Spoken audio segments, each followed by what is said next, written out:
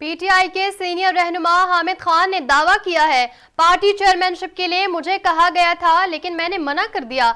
हामिद खान ने कहा कि मैंने वाजे किया कि चेयरमैन का ओहदा किसी नौजवान को दिया जाए जो भाग दौड़ कर सके। उन्होंने दौरान गुफ्तगू कहा कि इलेक्शन कमीशन शफाफ इंतखाबात कराना चाहता है तो पहला इम्तिहान इंतखाबी निशान का है।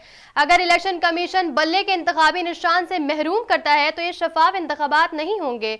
हामिद खान ने पार्टी टिकटों के हवाले से पूछे गए सवाल का जवाब देते हुए बताया कि पार्टी टिकटों के लिए वकला ने कुर्बानी दी, इन्हें टिकट देंगे। इन्होंने ये भी कहा कि ज्यादती बर्दाश्त करने वाले और मुश्किल सूरत हाल से 2-4 पुराने वर्कर्स को भी टिकट दिया जाए।